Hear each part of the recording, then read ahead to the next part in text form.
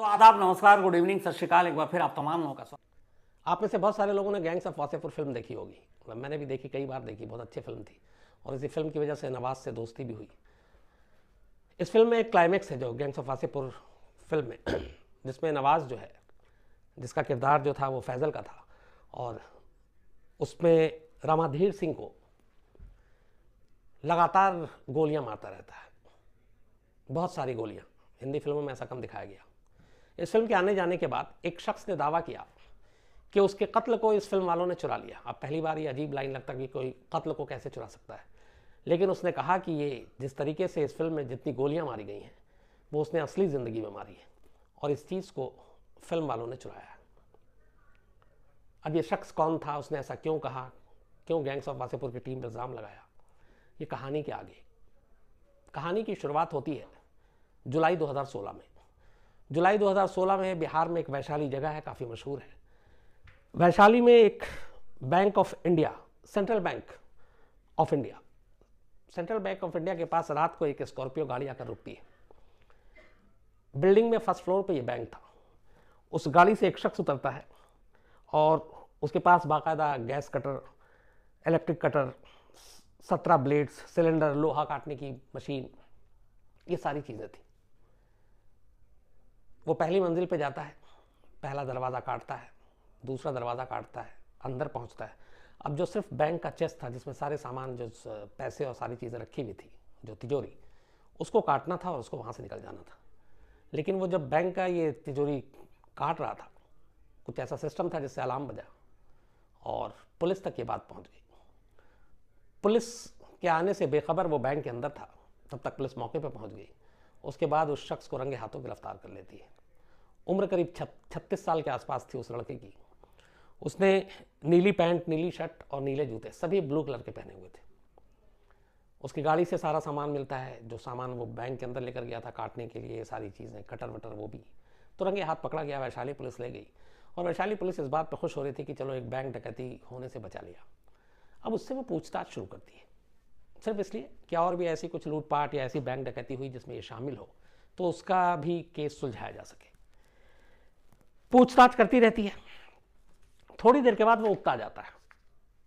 उकताने के बाद वो एक ऐसी लाइन बोलता है कि जितने पुलिस वाले थे वहां वो सारे चौंक उठते हैं।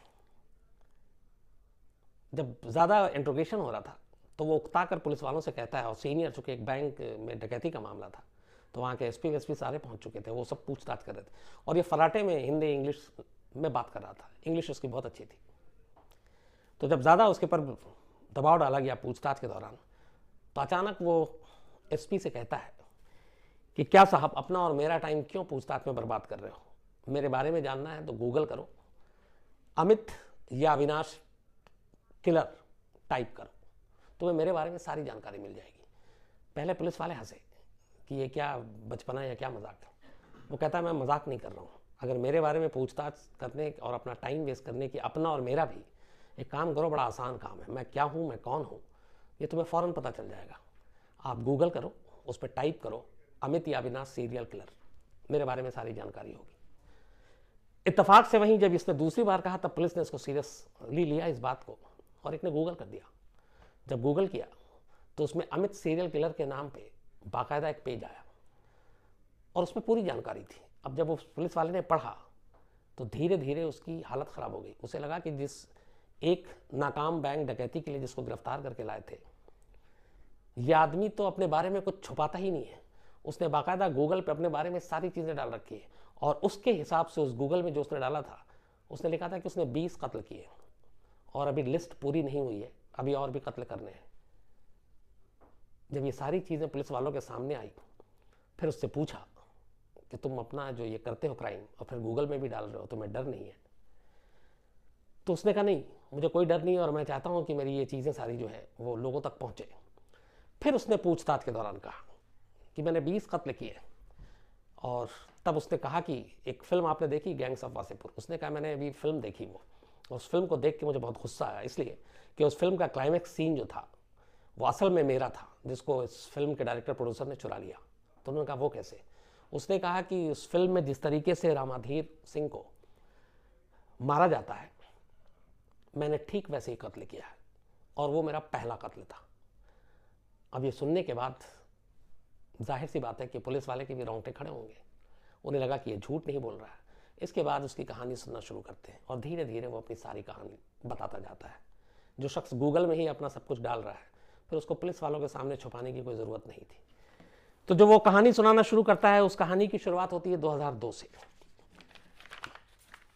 पटना का रहने वाला, बिहार के, पिता इसके पॉलिटिशियन, अच्छे अमीर फैमिली से, और पिता का नाम ललन श्रीवास्तव। ये जो लालू प्रसाद यादव की पार्टी है, राष्ट्रीय जनता दल, उस पार्टी से जुड़े थे और आरजेडी के रसूखदार नेता भी थे। तो बचपन से ही पढ़ाई लिखाई अमित की अच्छी हुई। उसने अपना नाम बताया अमित या अखिलेश श्रीवास्तव। उसने 12 तक इंग्लिश मीडियम में पढ़ाई की, हमेशा अच्छे नंबर लेकर आया। 12 के बाद उसके पिता ने उसको दिल्ली भेजा। दिल्ली में जामिया मिलिया यूनिवर्सिटी में उसका एडमिशन हुआ और उसने MCA की डिग्री ली, मास्टर ऑफ कंप्यूटर एप्लीकेशन, क्योंकि पढ़ाई में बहुत होनहार था।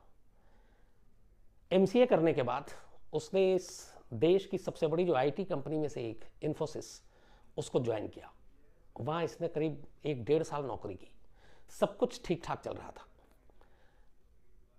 एक लड़का जो फराटेदार अंग्रेजी बोलने वाला, एक लड़का जो थ्रू आउट स्कूल में टॉप, जिसने जामिया यूनिवर्सिटी से MCA जैसी डिग्री ली, इन्फोसिस जैसी कंपनी में काम किया, उसके भी सारे अरमान, सारी चीज़ें थी, ज़िंदगी सही चल रही थी, माँ बाप भी खुश थे। तभी अचानक एक हादसा होता है। बिहार में उसके पिता लल्लन सिंह को कुछ लोग मार डालते हैं। पुरानी रंजिश थी और उसमें जान चली जाती है। ये बात अमित को पता चलती है। अमित वापस जाता है। बाप के कत्ल का सदमा उसके दिल में घर कर जाता है और तभी से फिर वो बेचैन हो जाता है और वो कहता है कि मैं बदला लूँगा। घर वाले उसे समझाते बुझाते हैं, वापस भेजते हैं कि तुम जाओ, अच्छे खासे तुम पढ़ाई लिखाई किया, तुमने अच्छी नौकरी है, तुम्हारी इतनी अच्छी कंपनी है, तो इस माहौल से तुम दूर रहो। उसे दिल्ली भेज देते हैं। लेकिन दिल्ली आने के बाद भी उसका मन नहीं लगता। उसके दिमाग में पता नहीं क्या चीज़ घर कर गई थी। फिर वो वापस जाता है। वापस जाने के बाद वो वहाँ के उस इलाके के और जिन लोगों ने कत्ल में शामिल थे उसको कुछ नाम पता चलता है। नाम पता चलने के बाद वो लोकल क्रिमिनल से कुछ दोस्ती करता है और धीरे धीरे उन लोगों के बारे में जानकारी इकट्ठी करता है। और जानकारी इकट्ठी करने के बाद उसका मकसद ये था कि उसके बाप को जिन जिन लोगों ने मारा है उन सब से बदला लेना है। 1 साल का वक्त उसकी इस पूरी रिसर्च में, पूरी पता करने में, बाकी चीज़ें तैयार करने में गुजर जाता है। 1 साल के बाद उसके बाप के कातिल के तौर पर जो पहला शख्स था, उसका नाम था मोइन खान, एक छटा हुआ बदमाश। पता चला मोइन खान ने गोली मारी थी बाकी अपने साथियों के साथ मिलकर, और कुल 6 लोग थे जिन्होंने हमला किया था। 6 के 6 नाम उसके पास थे। नाम आने के बाद सबसे पहला उसने, चूंकि सबसे आगे इस कत्लेआम में, कत्ल करने में मोइन खान था। मौका मिलते ही वो मोइन खान के पास जाता है। मोइन खान को एक जगह ले जाता है और मोइन खान इन सारी चीज़ों से अनजान। और उसके बाद उसने देसी कट्टा पहले से लिया हुआ था। बैग में उसने बाकायदा गोलियां भर रखी थी। मोइन खान को एक सुनसान जगह पर ले जाने के बाद वो उसी देसी कट्टे से मोइन खान को गोली मारता है। पहली गोली में ही काम हो गया था, लेकिन उसका गुस्सा और वो 1 साल का सारा चीज़ जो था वो इस कदर था कि वो एक तरह से साइको हो गया था। मोइन खान जब मर रहा था तब तक वो दूसरी गोली मारता है। अब मोइन खान पूरी तरह से मर चुका है, लेकिन अगले 3 घंटे तक वो मोइन खान की लाश के पास बैठा रहता है और उन 3 घंटों में हर दूसरे, तीसरे, चौथे मिनट में उस देसी कट्टा में फिर एक गोली भरता, फिर मारता, फिर एक गोली भरता, फिर मारता। 3 घंटे में 180 सेकंड होते हैं, नहीं, 3 घंटे में 180 मिनट होते हैं। अब 180 मिनट में अगर आप मान के चलें कि हर 3 मिनट में उसने एक गोली मारी, तो करीब 90 गोलियां होंगी। 3 घंटे तक लाश के पास बैठा हुआ, हर थोड़ी देर में वो गोली मारता, फिर भरता, फिर गोली मारता, और उसके बाद जब सारी गोलियां उसकी खत्म हो गई तब वो लाश के पास से उठता और वहां से चला जाता है। बाद में जब पुलिस को मोइन खान की लाश मिलती है तो बिहार पुलिस भी दंग रह जाती है, इसलिए कि उसने ऐसी लाश नहीं देखी थी जिसके पूरे शरीर को गोलियों से छलनी कर दिया गया हो। किसने किया, क्या किया, कातिल तक पुलिस नहीं पहुंच पाई। इसके बाद मोइन खान के दूसरे साथी को वो पकड़ता है, उसे भी गोली मारता है, फिर तीसरे को, फिर चौथे को। इस दौरान में जो इन लोगों का, चूंकि पुलिस ने इनमें से कुछ को गिरफ्तार भी किया था और फिर वो जमानत पे बाहर आ गए, जो वकील केस लड़ रहा था इन गुनहगारों की तरफ से, वो उसके वकील को भी गोली मार देता है। टोटल 5 जो इसके बाप के कत्ल में शामिल थे, उन 5 लोगों को ये मार चुका था।